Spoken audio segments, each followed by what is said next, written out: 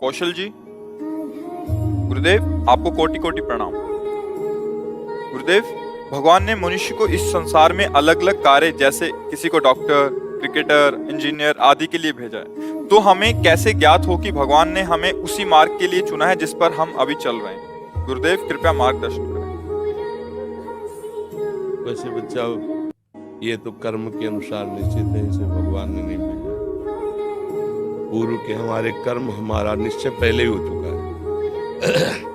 भगवान की तरफ से मानव देह केवल भगवत प्राप्ति के लिए मिला है। कर्म के अनुसार बहुत पढ़ा लिखा आदमी भी गरीब और बिना किसी व्यापार आदि के भी बहुत निम्न स्थिति में देखा गया, और बहुत ग्रेजुएट पढ़े लिखे, उसने कर्म तो बहुत बढ़िया किया, पढ़ाई एक, लेकिन पूर्व का उसका कर्म बिगड़ा हुआ है, तो उसको कोई उन्नति का चांस नहीं दे रहा है। और ऐसे भी देखे गए कि कोई ग्रेजुएट नहीं है, ना रूप के हैं, ना रंग के हैं, ना ढंग के हैं, और वीआईपी व्यवस्थाएं हैं, सैकड़ों नौकर चाकर सब उसको बेच आवे बाजार में। ऐसे लोग हैं, उनको खाने को नहीं है। वो इतना मंद बुद्धि का होते हुए भी ऐसे ऐश्वर्य का भोग रहा है। इसमें कर्म प्रधानता होती है। मनुष्य को भगवान ने भेजा है केवल भजन करके भगवान की प्राप्ति। ये कर्म साइड है, मुख्य है उद्देश्य भगवत तत्व का ज्ञान हो जाना, भगवत प्राप्ति हो जाना। बस इस बात को संसारिक जन नहीं जानते। जैसे बच्चा, तुम बहुत पढ़ लिख करके आखिरी पढ़ाई जिसे कही जाती हो पढ़ लो, बहुत अच्छे पद पे चले जाओ, बहुत रुपया पैसा कमा लो, खूब भोग लो, पर शरीर तो छूटेगा ना एक दिन। ये पता है ना तुम्हें? शरीर छूटेगा ना। जब छूटेगा तो फिर नया जन्म होगा, फिर तुम्हें नए से पढ़ना पड़ेगा, काखा गा गा, सारी पढ़ाई बेकार, फिर नए से रुपया कमाना पड़ेगा, फिर नए से सुख सामग्री एकत्रित करनी पड़ेगी, फिर भोगो, फिर मरो, फिर नए से फिर सुनो। ये एक बार नहीं हुआ, करोड़ों बार हो गया है। अभी पहली बार थोड़ी आप आए हो, करोड़ों बार आज। अब की बार हमको ऐसा पढ़ाई पढ़नी है कि जहां से रुके वहीं से शुरू हो। वो है भजन।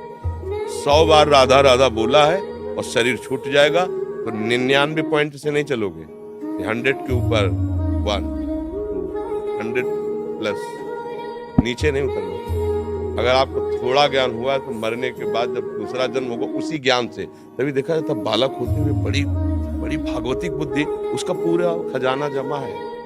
बच्चा, जीवन का लाभ है कि राधा राधा बोलो और मन में रखो कि प्रभु मुझे ऐसा ज्ञान दो जिससे मैं आपको प्राप्त कर सकूं, और आपके इस सृष्टि में जो कर्म के अनुसार मुझे सेवा मिले उसे आपकी सेवा मान करके करूं। भगवान किसी को सुख या दुख कभी नहीं। आप सोचो, यहीं से हम तुम्हें उदाहरण देते हैं। हमारे देश के प्रधानमंत्री का उद्देश्य क्या है? मेरा पूरा भारत सुखी रहे। कोई भी बैठे उस पद पे, हम नाम किसी का संबोधन करके नहीं, उस पद का भाव क्या है? पिता की तरह पूरे देश की प्रजा का हित करना, पालन करना। अब उसी पद से बनाए हुए कानून में फांसी की भी सजा है, 20 साल की सजा वहीं से पास हुआ है, जबकि वहां का मुख्य उद्देश्य है तुम्हें सदैव सुखी रखना, बाहर भीतर कहीं कोई आक्रमण ऐसा ना हो पाए कि तुम्हें दुख पहुंचे। पर तुमने ऐसे कर्म कर दिए कि संविधान आपको बख्शेगा नहीं। समझ गए ना? ऐसे ही हमारे भगवान कभी किसी को, वो तो नॉर्मल उदाहरण, कहाँ एक प्रकृति के अंश शरीर में फंसा हुआ जीव कोई भी हो, और कहाँ समस्त प्रकृति का ईश्वर परमात्मा, ये कृति है, उसकी रचना है। कोई भी रचना होती तो रचनाकार तो होता ही ना। इसको कहते हैं कृति, प्रकृति, तो इसका रचनाकार ईश्वर। वो इतना दयालु है कि वो किसी को भी कष्ट नहीं दे सकते कभी भी। अब हम ऐसे कर्म कर बैठते हैं कि संविधान लागू हो जाता है। जैसे भारत का कानून संविधान है, आप अभी कुछ गलत कार्य करो तो आपको दंड मिलेगा। अगर आप 18 के नीचे हो तो दूसरा हिसाब है, ऊपर हो तो उसका दूसरा हिसाब किताब है। तो यद्यपि हमारे देश का राजा नहीं चाहता कि आपको कष्ट मिले, पर आपने कर्म ऐसे कर लिए कि अब आपको भोगना पड़ेगा।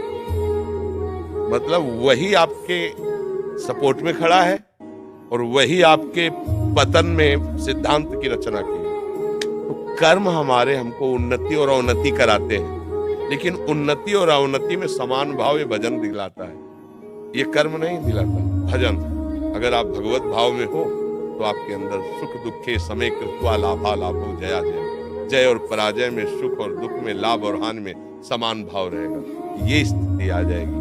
और अब हमारा अगला जन्म ना हो, हम भगवान के पास जाएंगे। जैसे अभी परसों हम कह रहे थे कि लोग कहें हमें भगवान की जरूरत क्या है,